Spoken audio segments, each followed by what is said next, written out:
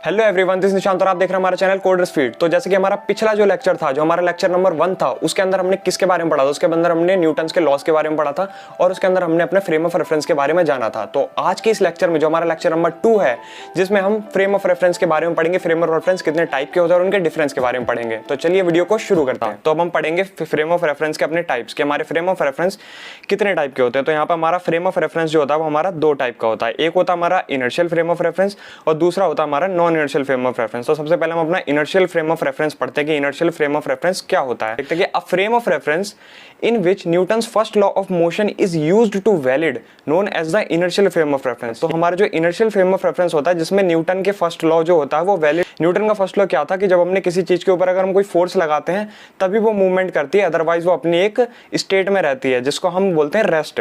तो अगर हम एग्जांपल के लिए देखें कि car is moving with the constant velocity, मतलब कोई कार है वो कांस्टेंट वेलोसिटी से चले जा रही है। कांस्टेंट वेलोसिटी से हमारा क्या मतलब हुआ कि मतलब कि उसके अंदर कोई चेंज नहीं हो रहा। अगर वो 70 की स्पीड से जा रही है तो सिर्फ 70 की ही स्पीड से जा रही है, उसके अंदर कोई भी चेंज नहीं है। तो उसी तरीके से अगर हम non inertial frame of reference के बारे में देखें तो ये होता है कि हमारा अ frame of reference in which Newton's first law of motion is not valid. ये बिल्कुल अपोजिट होता है हमारे इनर्शियल फ्रेम ऑफ रेफरेंस का। ऑब्वियसली बात है, non inertial frame of reference का मतलब ये है कि जो इनर्शियल फ्रेम ऑफ रेफरेंस में होगा वो non inertial frame of reference में नहीं होगा। तो यानी कि जिसपे न्यूटन का first law of motion work नहीं करता है उसको हम non inertial frame of reference बोलते हैं।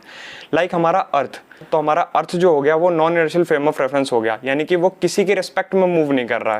तो a car is moving with the variable velocity, यानी कि कोई हमारी एक कार है वो किसी भी वेलोसिटी से चल रही है, कभी 70 की स्पीड पे चलती है, कभी 80 की स्पीड पे चलती है।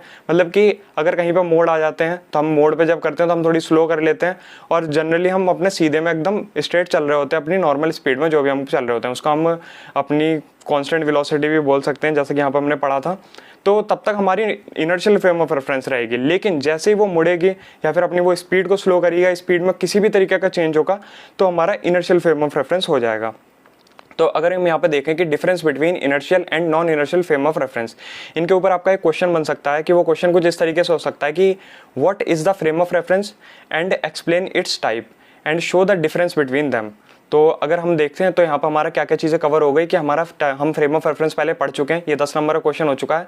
तो अगर हम फ्रेम ऑफ रेफरेंस की बात करें तो फ्रेम ऑफ रेफरेंस हमारे 2 टाइप के हो सकते हैं, हम उसके टाइप पढ़ लिए हैं। तो अब हम उसके डिफरेंस को देखते हैं कि इनके बीच में क्या डिफरेंस होता है। Inertial frame of reference non inertial frame of reference से किस तरीके से डिफर करता है। तो सबसे पहले हम आ जाते हैं अपने इनर्शियल फ्रेम ऑफ रेफरेंस पे। तो इनर्शियल फ्रेम ऑफ रेफरेंस क्या होता है हमारा कि Newton's first law of motion is valid in inertial frame of reference, यानी कि जिसमें न्यूटन के first law of motion valid होते हैं उसको हम इनर्शियल फ्रेम ऑफ रेफरेंस बोलते हैं। और इसका डिफरेंस क्या है non inertial frame of reference में, क्या होता है जिसमें हमारे न्यूटन के first law of motion valid नहीं होता है।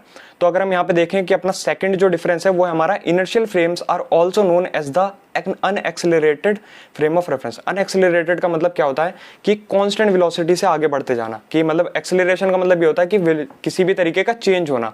हमारी स्पीड में अगर हम किसी भी तरीके के चेंज करते हैं तो उसे हम एक्सेलरेशन बोलते हैं। जैसे हम एक्सेलेरेटर को छोड़ते हैं स्पीड स्लो हो जाती है और दबाते हैं तो बढ़ जाती है। तो उसी तरीके से हमारे इनर्शियल फ्रेम ऑफ रेफरेंस होता है कि वो अनएक्सेलरेटेड फ्रेम ऑफ रेफरेंस कहलाता है। तो अगर हम non inertial frame of reference की बात करें तो ये उसका अपोजिट एक्सेलरेटेड होता है। एक्सेलरेटेड का मतलब कि ये चेंज होता रहता है, कभी बढ़ रहा है कभी कम हो रहा है, मतलब कुछ ना कुछ बदलाव होते रहते हैं।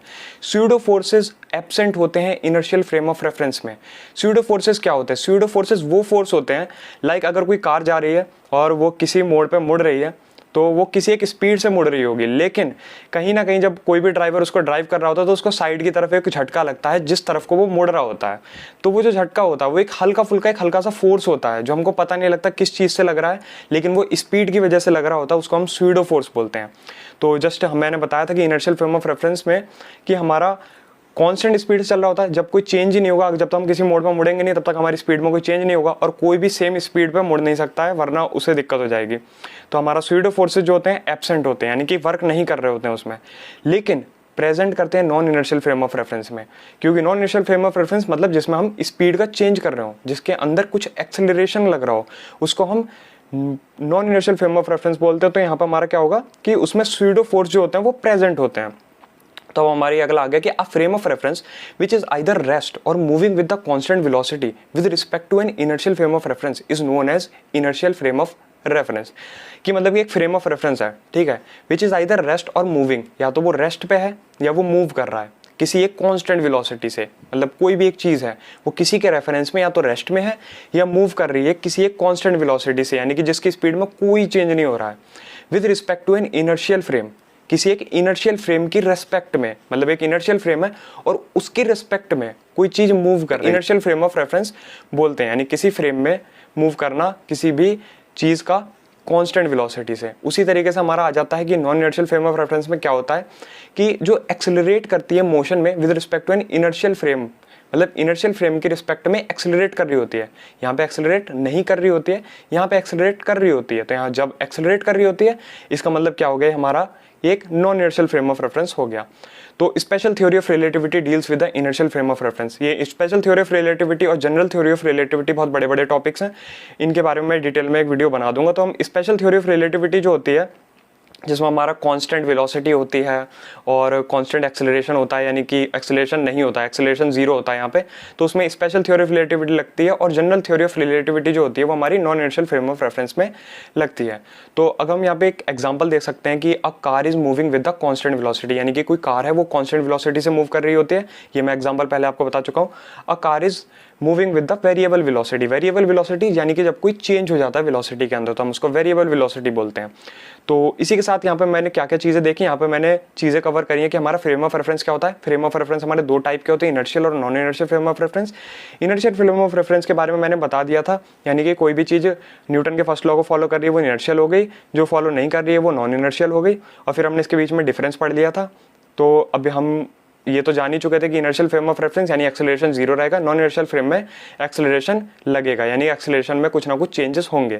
तो इसी के साथ आज का हमारा वीडियो खत्म होता है। अगर आपको हमारी वीडियो पसंद आई हो तो प्लीज़ हमारी वीडियो को लाइक कर दीजिए, चैनल को सब्सक्राइब कर दीजिए और ज़्यादा से ज़्यादा इस वीडियो को लोगों में शेयर कीजिए। तो अब हम अगले लेक्चर में जल्दी मिलते हैं।